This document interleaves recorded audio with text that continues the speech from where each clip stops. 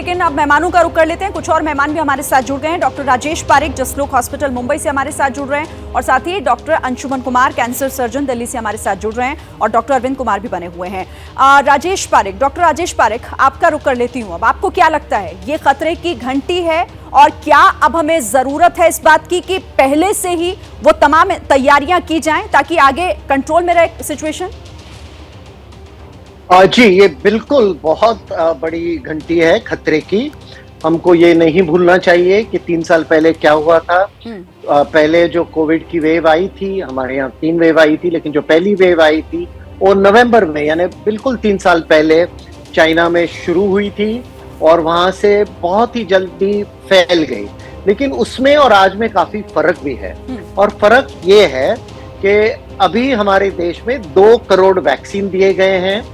हमारे देश में 0 कोविड पॉलिसी नहीं थी, इसलिए बहुत से ज्यादा लोगों को नेचुरल इम्यूनिटी मिल गई है। तो जब हम देखते हैं तो 90% लोगों को इधर वैक्सीन से या इन्फेक्शन से हाइब्रिड तरह की, यानी दोनों से हाइब्रिड इम्यूनिटी आ गई है। तो हमारी जो परिस्थिति है वो चीन की इतनी बुरी नहीं है। चीन में क्या हुआ था कि सब लोग को उनको सिनोवैक, एक तरह का ही वैक्सीन मिला था और वो अभी रिसर्च दिखा रहा है कि इतना इफेक्टिव नहीं है। और दूसरा बड़ा प्रॉब्लम चीन का ये है कि जिनकी उम्र 80 से ऊपर होती है, 80 से ऊपर होती है, जो सबसे ज्यादा हाई रिस्क पॉपुलेशन होता है, उधर सिर्फ 40% लोगों को वैक्सीन दिया था। तो हमारी स्थिति जरा अलग है चीन से, लेकिन जैसे आप बोल रही थी ये बड़ी घंटी है और हमको सावधान रहना चाहिए। ठीक है डॉक्टर अंशुमन, जिस तरह के हालात अभी बनते हुए दिखाई दे रहे हैं, क्या ये माना जाए कि कोरोना की कोई नई लहर आने वाली है? शिरीन, देखो, इतिहास से हमें सीखना चाहिए। 1918 में स्पेनिश फ्लू हुआ था, 5 वेव में 50 मिलियन लोग मरे। उसके बाद भी लोग दहशत में रहते थे कि पता नहीं नई वेव आ जाएगी, कितने लोग मरेंगे। सेम कोरोना के सेकेंड वेव के कारण दहशत है। लेकिन डॉक्टर पारिक ने बिल्कुल सही कहा, हिंदुस्तान की हालत बिल्कुल अलग है।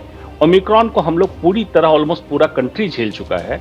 वैक्सीनेशन हमारा अच्छा है, हाइब्रिड इम्यूनिटी हमने कर ली, वैक्सीन की क्वालिटी हमारी अच्छी है। साइनोवैक, साइनोफार्म जो चाइना की वैक्सीन है, एफिकेसी हमारी बेहतर है। दूसरा, हमने मास्क हटाया था। चाइना ने अभी तक दिसंबर 1 वीक तक मास्क नहीं हटाया। तो जो लो वायरल लोड से बूस्टर डोज काम करता है नेचुरल वैक्सीन जैसा, ये नहीं उनका हुआ था।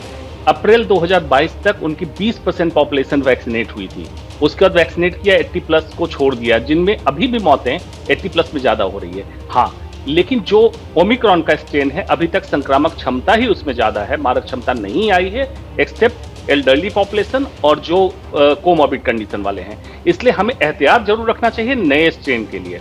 अगर कोई डेल्टा का हाइब्रिड ओमिक्रॉन के हाइब्रिड से मिक्स हो तो हमारे देश में कुछ समस्या हो सकती है। हमें विजिलेंट रहना चाहिए और चाइना की तरह 0 कोविड पॉलिसी पे नहीं हमें काम करना है, हमें डायनेमिक पॉलिसी पे काम करना है, तभी हम देश को कंट्रोल करके रख सकेंगे। ठीक है, यानी आप भी वही बात कह रहे हैं कि पैनिक नहीं करना, लेकिन हाँ, हमें अलर्ट रहने की बहुत ज़रूरत है और जाहिर है कि ये हर एक नागरिक की भी जिम्मेदारी होती है। डॉक्टर अरविंद, जो हालात इस वक्त दुनिया भर में बने हुए हैं, आप पहले भी कह चुके हैं कि डरना नहीं है, पैनिक नहीं करना, लेकिन क्या भारत को अब यहाँ अलर्ट हो जाना चाहिए?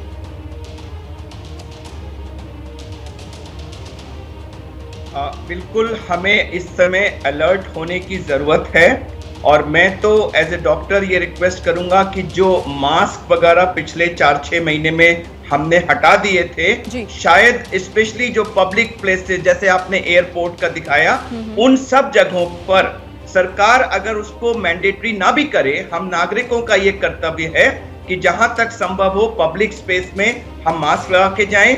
जो लार्ज गैदरिंग्स हैं, जहां तक संभव हो अगले 2-3 महीने जब तक ये विश्व के हालात न सुधरते हैं, हम उसको अवॉइड करें और बिना लाइफ को डिस्टर्ब किए हुए लार्ज गैदरिंग्स और इंटरपर्सनल जो क्लोज कांटेक्ट है उसको जितना अवॉइड कर सके, एक तो वो अवॉइड करें। दूसरी चीज, अगर किसी को भी सिम्टम्स हो तो वो उसको, जैसे पिछले कुछ महीने में हम हर चीज को, अरे ये तो वायरल फीवर होगा, छोड़ो ठीक हो जाएगा, आई थिंक उसकी जगह हम उसकी चेकिंग कराएं और सरकार ने ऑलरेडी उसके जीनोम टेस्टिंग को बढ़ाने के आदेश दे दिए हैं, तो वो टेस्टिंग होती रहे।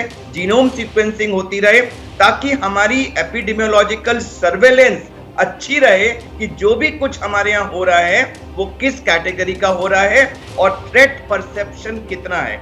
जैसे जैसे थ्रेट परसेप्शन बदलेगा, हमें अपना रिस्पॉन्स भी उसके अकॉर्डिंगली अपग्रेड या डाउनग्रेड करना होगा। तो चिंता की विषय नहीं है, लेकिन हमें सजग रहने की और अलर्ट रहने की और उसके लिए रिस्पॉन्ड करने की जरूरत जरूर है। बिल्कुल, एक लाइन में बहुत अच्छी बात आपने कही कि चिंता मत कीजिए, लेकिन यहाँ सजग रहिए, अलर्ट रहिए। जो डॉक्टर्स एक्सपर्ट्स कह रहे हैं उन बातों को ध्यान से सुनिए और उन्हें फॉलो भी कीजिए। आप सभी हमारे साथ बने रहिए।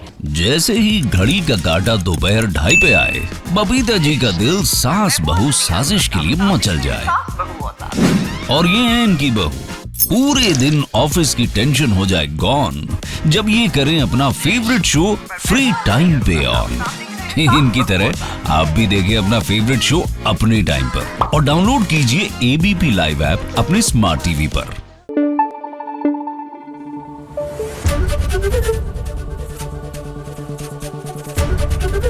एबीपी न्यूज आपको रखे आगे।